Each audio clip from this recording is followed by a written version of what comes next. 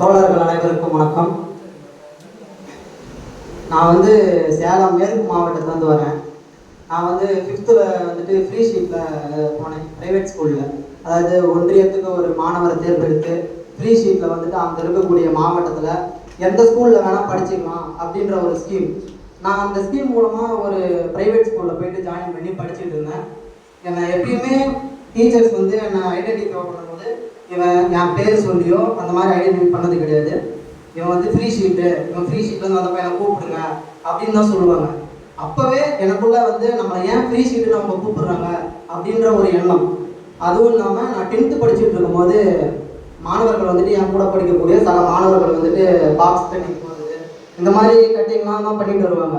அந்த மாதிரி பண்ணிட்டு வரும்போது என்னோட ஆங்கில வாத்தியார் என்ன சொல்கிறாங்க அப்படின்னா, பறையன் தான் இந்த மாதிரி முடி வெட்டிட்டு வருவான், நீ ஏன் முடி வெட்டிட்டு வர அப்படின்னு சொல்கிறாங்க.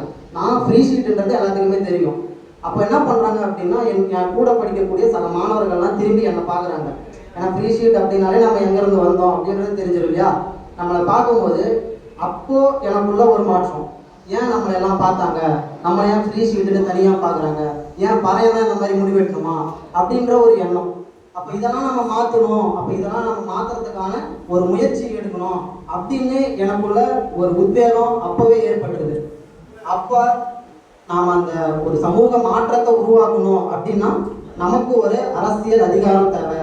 அதிகாரம் இல்லாமல் நம்மளால் எந்த ஒரு மாற்றத்தையும் இங்கே இருக்கக்கூடிய சமூக கட்டமைப்பில் நம்மளால் நிறுவ முடியாது அப்படின்றத நான் புரிஞ்சுக்கிட்டேன். அப்போ அந்த அதிகாரம் அப்படின்னா என்ன, அந்த அதிகாரம் அப்படின்னா என்ன அப்படின்னா அது அரசியல் அதிகாரம். நம்மளோட அரசியல் அதிகாரம் இல்லாமல் நம்மளால சமூக மாற்றத்தை ஏற்படுத்த முடியவே முடியாது அப்படின்றத நான் புரிஞ்சுக்கிட்டேன். அப்போ அரசியல் மாற்றத்தை உருவாக்கணும் அப்படின்னா நாம் தனித்து நின்று ஒரு அரசியல் மாற்றத்தை ஏற்படுத்த முடியுமா? முடியாது. அதுக்காக நமக்கு ஒரு இயக்கம் தேவைப்படுது. அந்த இயக்கம் தான் விடுதலை சிறுத்தைகள் கட்சி. நம்முடைய தலைவர் எழுச்சி தமிழர் டாக்டர் தொல் திருமாவளவன். என்னுடைய தந்தை கூட இந்த நம்ம விடுதலை சிறுத்தைகள் கட்சியில தான் கிட்டத்தட்ட ஒரு 20 வருஷமா பணியாற்றிட்டு வராரு. இப்போ மேட்டூர் சட்டமன்ற தொகுதி துணை செயலாளராக இருக்காரு. என்னுடைய தந்தை இந்த கட்சியில இருக்காரு அப்படின்றதுக்காக நான் இந்த கட்சியை தேர்ந்தெடுக்கல. என்னுடைய தந்தை இந்த கட்சியில இருக்காரு, நாமளும் இதில் போகலாம், இதில் போய் இருந்தால் நமக்கு ஒரு முன்னுரிமை கிடைக்கும், நம்மளை கூப்பிடுவாங்க, நம்மளை பண்ணுவாங்க அப்படின்ற எண்ணம் கிடையாது.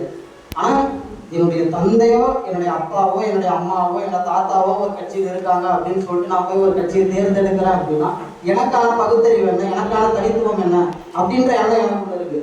அப்போ எனக்கான பகுத்தறிவோட தான் நான் ஒரு தலைவரை தேர்ந்தெடுக்கணும். அப்படி நான் என்னுடைய பகுத்தறிவுக்கு எட்டியதா ஒரு தலைவரை பார்த்தேன் அப்படின்னா அது நம்முடைய எழுச்சி தமிழர் அன்றி வேறு யாரையும் சொல்ல விட